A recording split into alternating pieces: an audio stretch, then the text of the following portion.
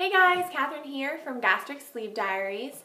I am here to do my 6-month Surgiversary video, one day late, but yeah, so I had surgery on May 3rd of 2013. I'm 5'10", my highest weight was 290, and then yesterday I weighed in at 202 for a total loss of 88 pounds since I started the liquid diet 2 weeks before surgery.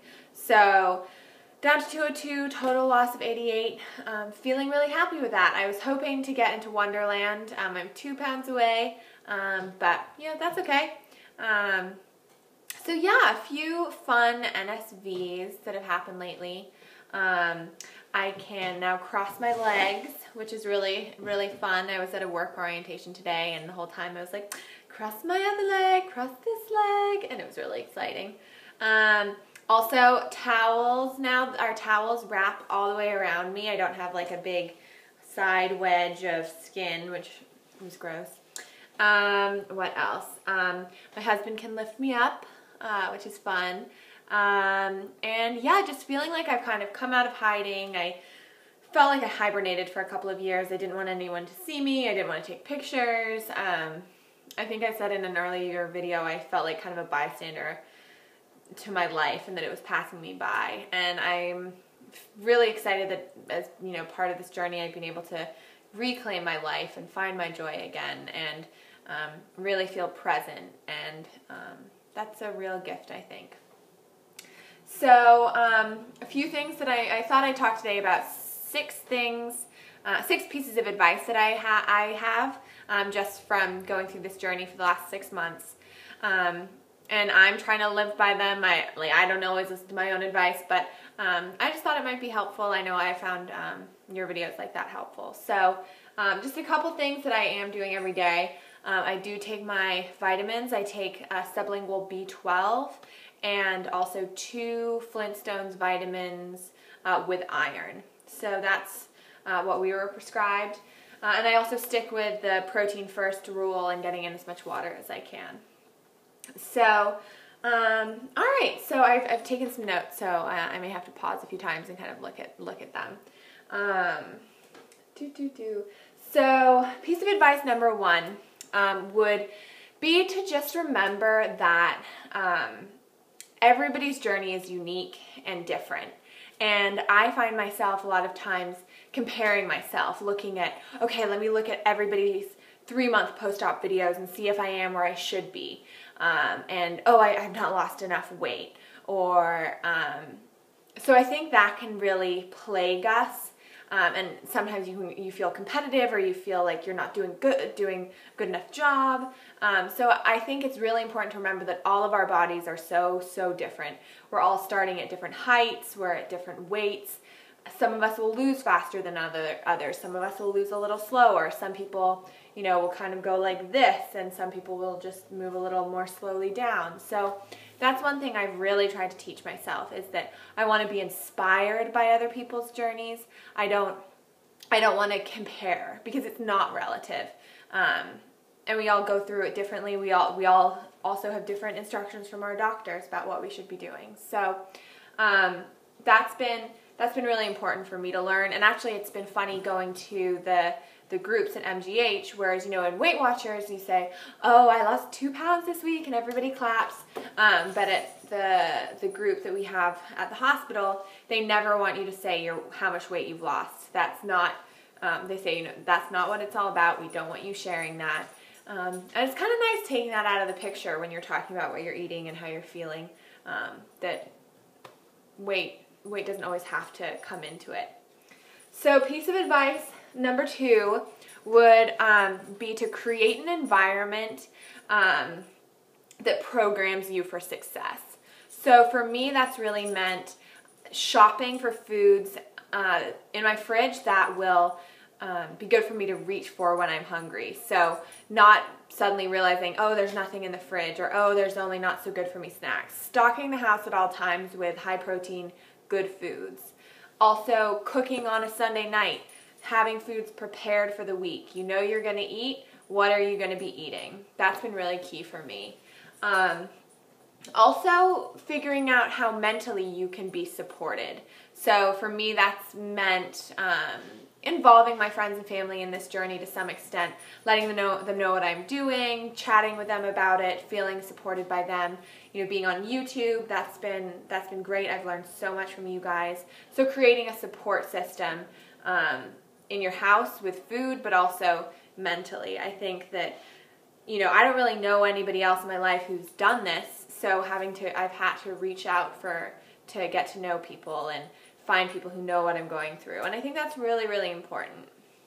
So the next piece of advice would be to embrace exercise on your own terms.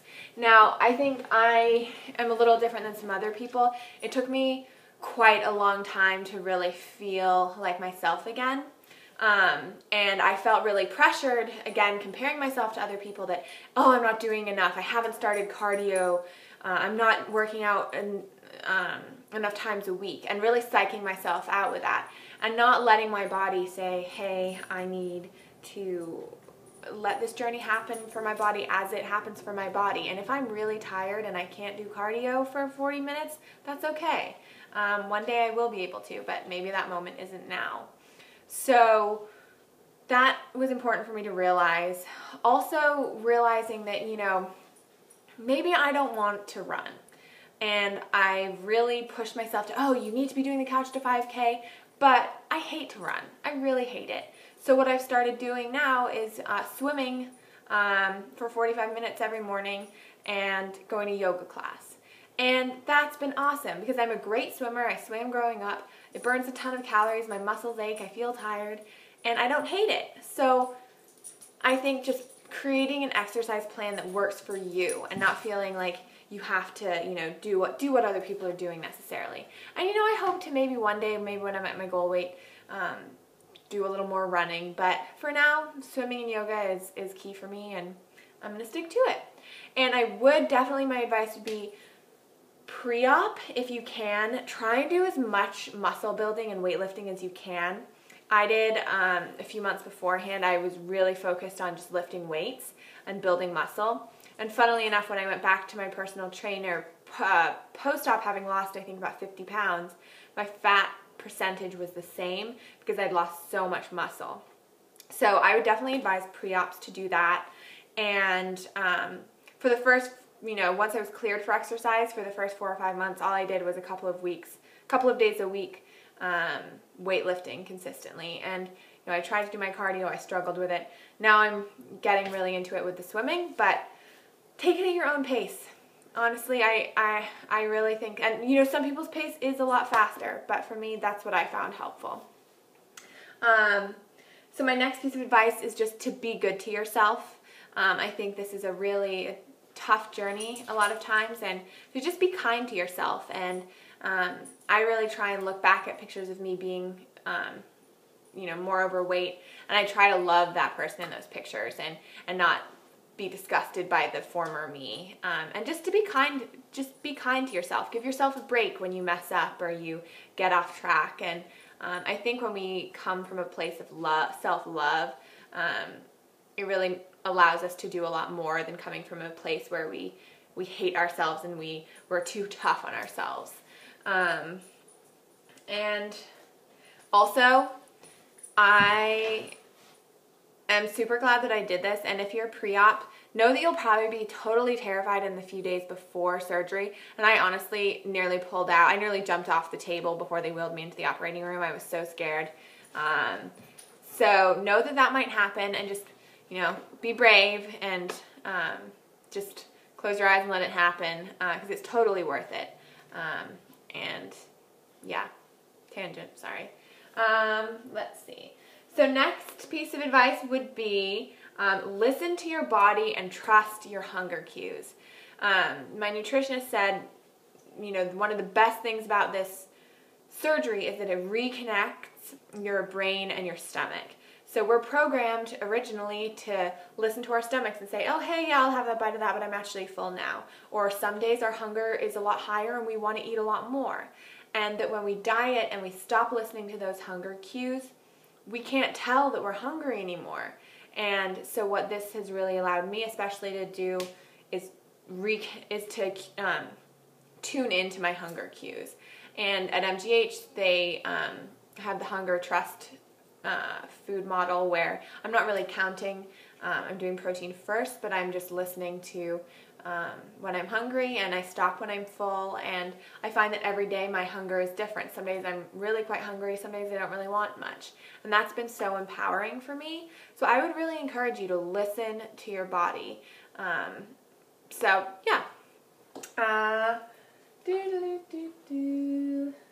And then the last thing would be, I've told you that I struggle with certain things, but I have been good about setting certain limits that I really stick to and don't waver from, and that helps me feel focused even at times when certain parts of the journey don't feel like they're totally in control. And for me, that's been totally eliminating alcohol for the first year. So it's been 6 months and I haven't had any alcohol. And that's due to the bariatric alcoholism is why they make that suggestion. No caffeine because it dehydrates you. I haven't had any caffeine for the last 6 months. Also no bubbles of any kind because that can stretch your sleeve. And waiting the 30 minutes before you drink. So sticking to all of those rules, that's really, even if I have a cookie and I feel bad about it, at least I kind of know, okay, to some extent I'm on track because I'm sticking to all of these other rules that I made for myself. So yeah, I am going to hurry this up. I think this is the longest video I've ever made. Chris? I'm going to do a body shot. And excuse the messy house. We're still moving in. Chris, I might have to turn it around. Wait, you should, you can't see, you can't tell what you're doing. Turn it. Right. Where's the button? How do you turn it around? I don't know. Oh, maybe you can't now. Okay, just kidding. Alright, so put it down. Down. Up a little. Okay. So this is me 6 months post-op, down to 202, 88 pounds lost. So this is side. I still got a little belly here to lose. Other side from the back. But yeah, overall, feeling really good. So, alright, thanks for watching, guys. Bye.